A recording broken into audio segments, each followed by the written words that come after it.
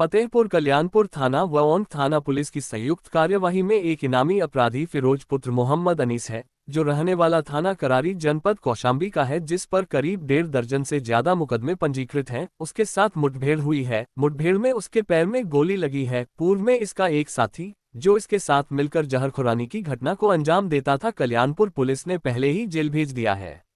और इसी के साथ साथ थाना औंध और थाना कल्याणपुर में 3 मुकदमे, जिसमें फिरोज वांछित चल रहा था, इसको भी पकड़ के आज कोर्ट के सामने पेश करके आगे की विधिक कार्यवाही की जाएगी। इस गैंग के बारे में ये बताना है कि यह एक प्रोफेशनली जहरखुरानी गैंग है, जो लोग कानपुर से ट्रेन या बस से उतरते थे, उनको आसपास के जनपद जैसे बांदा, हमीरपुर इनमें लिफ्ट देने के बहाने गाड़ी में बैठाते थे।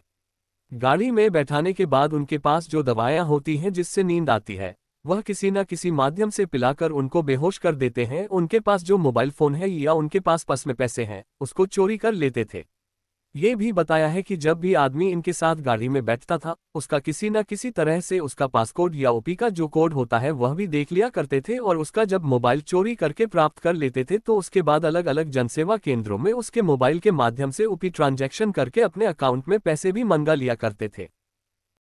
कल देर रात थाना कल्याणपुर और थाना औंग पुलिस की संयुक्त कार्रवाई में एक इनामी अपराधी, जिसका नाम फिरोज पुत्र मोहम्मद अनीस है, जो रहने वाला थाना करारी जनपद कौशाम्बी का है और जिसपे करीब 1.5 दर्जन से ज़्यादा मुकदमे पंजीकृत हैं, उसके साथ मुठभेड़ हुई है। मुठभेड़ में उसके पैर में गोली लगी है। पूर्व में इसका एक साथी, जो इसके साथ मिलकर जहरखुरानी की घटना कारित करता था, उसको कल्याणपुर पुलिस ने पहले ही जेल भेज दिया है। और इसी के साथ साथ थाना औंग और थाना कल्याणपुर के 3 मुकदमे, जिसमें ये जो फिरोज है, जो वांछित चल रहा था, उसमें इसको भी पकड़ के आज कोर्ट के सामने इसको पेश करके आगे की विधिक कार्रवाई की जाएगी।